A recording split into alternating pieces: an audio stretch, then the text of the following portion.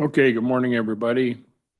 It's 10:30. I'll call the meeting of the Public Safety Committee to order. Becky, would you do roll, please? I sure will. Mike Copine, Here? Keen Hudson, Present. Katie White, Mike Pearson, Here. Chris Norbert. Here. Okay, I don't see anybody public side of things. Any corrections or changes to be made to the minutes from last month? If not, they'll stand approved as submitted. Okay, Terry, it's good to see you here this morning. Morning. What have you got for us? Well, I just Except have a lots of dogs. little, yeah. It seems like when we get down to maybe 3 or 4, then we get filled back up again. So our animal control office continues to enforce local and state laws related to the care, control, and licensing of dogs and cats. This does include responding to reports of a stray or dangerous dogs, investigating cases of animal cruelty or neglect, and ensuring public safety. The other thing, you have the graphs as usual for the month of October. Usually there's no comments or questions, so I'd like to take a minute about the graphs, kind of. Sure. The possibilities that may arise in the future, as we know, the government is still shut down. And we're going to have a lot of our military and our SNAP benefit people, that may include also seniors, that are going to maybe have to make a decision about their pets, whether it be just to house for a little bit, or whether it would be to surrender or relinquish their pets. It's hardship on these people. And sorry. Anyway, they may have to be making these decisions, and so that may fall back on us because we will obviously need to take them. We don't want them to just let them go. Number one, it's not legal. But number two, it's their family animal. And we are here to take care of them and to help these people that are not getting help from the government. And I want to honor those tough decisions as much as possible. And I hope that you will be with me on that decision. It's not just us, it's all animal controls, shelters, rescues, and the dedication of the care and staff that, keep these facilities running, and the local governments that will bear the responsibility for maintaining services. I did do a poll on Facebook to ask, I had 4 different options to ask from the people, what they would want to see most as far as our help. I did a human food drive. I did a dog food, pet food drive, a spay and neuter, like to kind of more resources for spay neuters. I can't remember the other one. But right now, as of right now, it's the pet food drive. So if anybody is interested in donating some pet food for people, I will close out the poll once we kind of get going on it and have some food there for people to be able to come and pick up. We're not a 501c3, so I can't just go out to Clinton and get bags of Purina. So that kind of a food drive, to help these people would be the next best thing. Our next vaccine clinic is in a couple days. Every clinic has been full. We've been doing monthly clinics. And we've had some feedback on how nice it is to have these low-cost vaccine clinics. Not just us, but there's other people, you know, shelters and stuff that are also doing them. So I think it helps some of these people that don't have the funds to vaccinate and register their dogs or cats. And getting into the winter months, you know, I'm not sure how many we'll have depending on, you know, if we get a bunch of snow or something, or if we get a clinic that doesn't fill up. The one after this month is going to be December 10th. So we'll start taking calls on that one. The last thing is next year's tags has arrived and we're going to start dispersing them the end of December. And I'll stop talking now. Terry, what's an approximate daily expense to take care of a dog? Well, Just put me an on the e- spot, Mike. Just an estimate. So it involves dog food and a person at least. So if we're full, we start at 7:30, 8:30. Sometimes it's a couple hours to get everything done, like cleaned. So that's a wage, you know, a couple hours of a wage. And then dog food, you know, most of the stuff that we're using has been donated, so that does help. But I have had to buy food in the past. And I would say a bag of food might be $25. I don't know if that helps any. I'd have to sit down and do Yeah, some numbers. I house 2 dogs myself but they're not as big as some of the dogs you've got out there. Yeah. So, okay. If you can stick around till the end of the meeting, I'd like to chat with you for just a couple minutes. Can you do that? I can. Well, I'll tell you what, if you can't, I'll stop by. No, I won't either. I gotta go I'll get in touch with you. I can do it. I mean, I'm busy, but I'll wait for you. Well, no, I've got another scenario going on. I apologize for asking you because I've got to go back to Oregon. Okay. Does anybody have any questions for Terry? Yes. Terry, how many animals can you house out there Well, approximately? Comfortably. well, so I have 9 kennels, 10 kennels, that are concreted, that are indoor, outdoor. When we get an overflow, I have the old kennels that we used to use. They're freestanding 5x5. So I've had to use those. I keep those up just for overflow. Sometimes when the concrete ones are full, the deputies need somewhere, so we'll have those, at least keep one empty. They also know that there's crates. So like a wire crate might be available, so they'll use those. There's been times where I've had to use everything. So it kind of depends on the size of the dog. Okay, thanks. Yep. Any other questions? Okay, thanks, Terry. Appreciate it. Okay. Nothing from circuit clerk, coroner, judges, public defender, sheriff. Any word yet? Nope. All right. Okay, nothing from the health department. Stacy, you're up. Good morning. Morning. Next week, we start our training with the new data management system, which Lee County is moving to.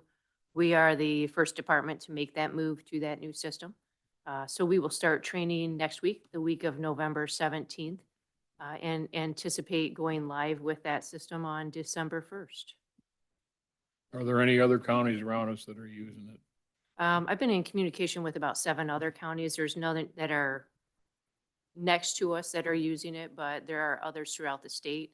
And we actually have a work group that meets monthly to discuss different things within that program. Out of anybody that you've had contact with, is there anybody experiencing problems? I think there's always issues that you can kind of work through. That's the benefit of having this work group. When different things come up, we're able to troubleshoot that as a group and kind of resolve that problem before it becomes an issue for other counties as well. There's always Okay. things that'll come up. It's just a matter of making that system work for your county and learning the ins and outs of it. You guys get through it pretty good, though. I don't think there's any worry for your department because you get them through in pretty good fashion whenever it comes new for some other software program or something. So, Yeah, we're looking forward to the move to this new program. okay. Stacy, Anybody how have- has the conversion been? Just out of curiosity, with we our internal actually- project team and with them. The communication with Tyler has been outstanding. We've been having meetings typically 2 to 3 times a week and have different things that we've been working on to learn and understand.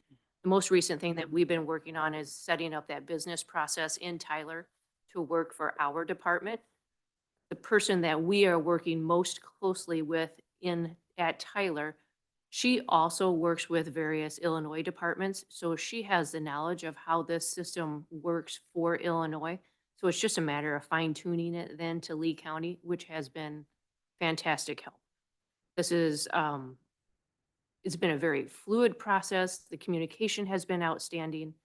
Like I said, we're meeting 2 to 3 times a week. It's been a lot to take on, but it's also been refreshing knowing that communication is there. We have a team from Tyler that will be coming next week on Monday. They'll actually be getting here Sunday night, staying in the community until Thursday, working individually with our department.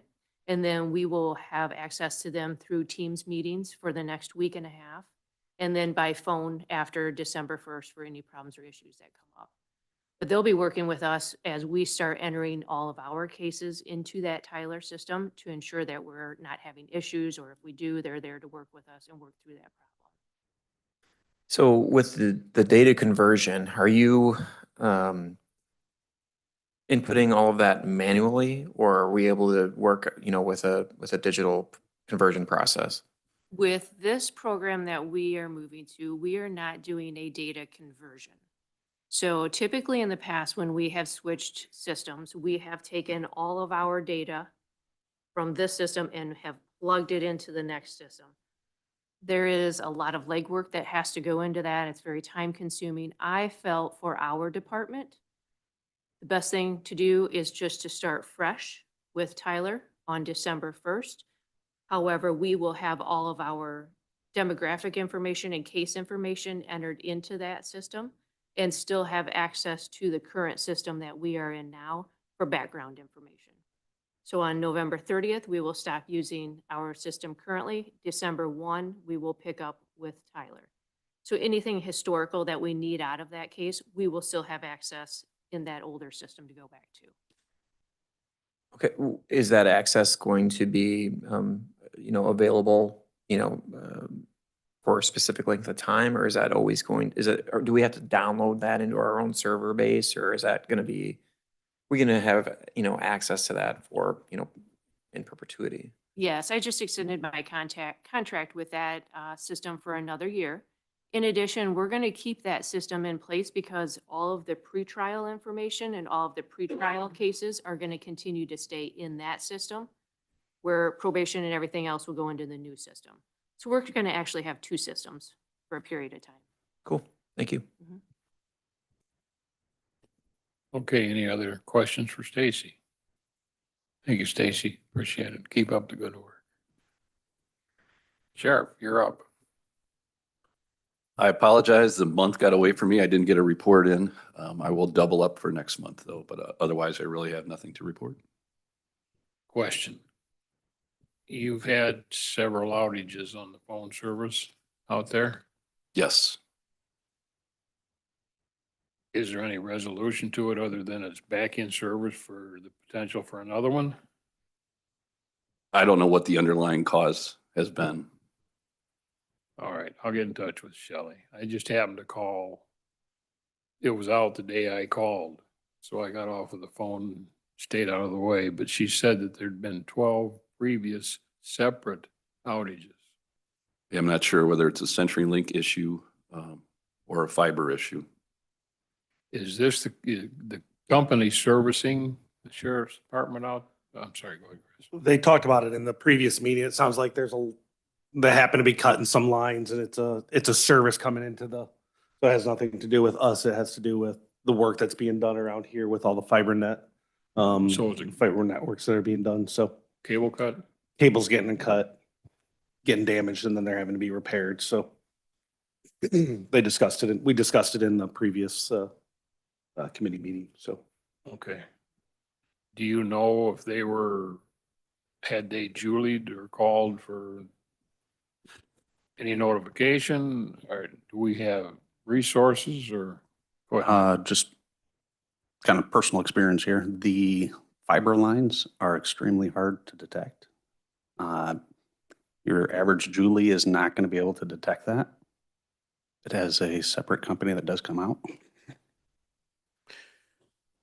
The company I get my internet service through apparently has their own locators because it wasn't Julie that came out. Yep, that's the. And we had to locators. cut, it's Surf Internet. We had to cut down and some places it affected the Amboy service. And they were very good about notifying the customers when it was out, when it was back. Are we running into problems that way, do you know? Go ahead. I mean, I don't know. I think it's at the end of the day, it's just an issue with the current situation that's going in, and there's nothing that we as a county can do to rectify it. That they're just cutting lines as they're Work doing in utility progress. work. Yeah, work in progress, things happen. Hopefully, they don't happen anymore. oh, well, then that's just an additional side that Shelley's having problems with down there, unfortunately. Okay, thanks. Thank you, Sheriff. Appreciate it. Anybody have any questions for the sheriff? Okay, moving on. Mr. Boonstra's not here. They must be on vacation a day early. Okay. Where'd he go?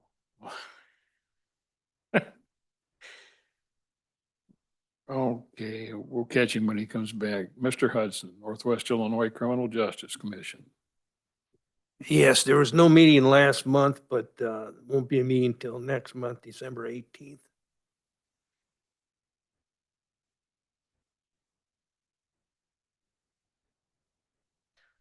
Okay, I'm not showing anything under unfinished business nor new business. Nothing for executive session. Is he coming back? All right, we'll wait just a few minutes. I'll give Jeremy the opportunity to give a couple of reports if he has anything. So does anybody have any questions? Okay.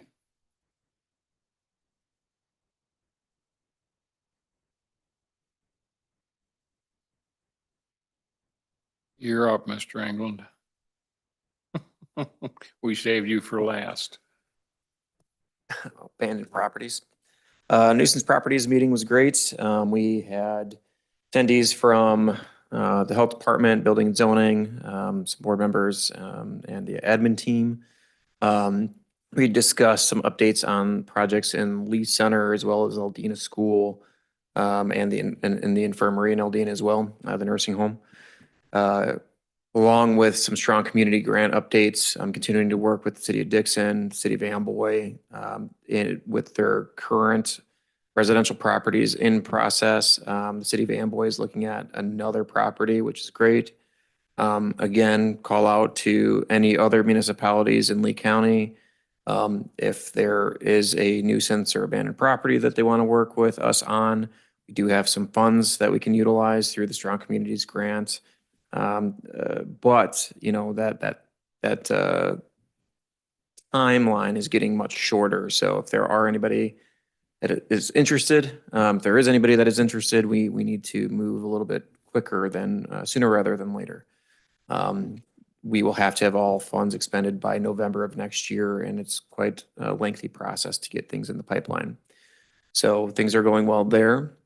With the Lee Center School, We are working with a local developer that is interested in acquiring that property, potentially raising the building and developing some duplex residential or single-family properties there at that site, which we think is a phenomenal option. Again, in the past, we had been working with a previous developer on turning that actual structure into multiple residential spaces for apartments.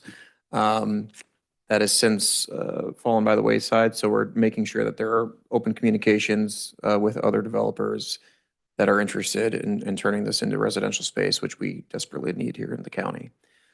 So we're excited about that. We're looking at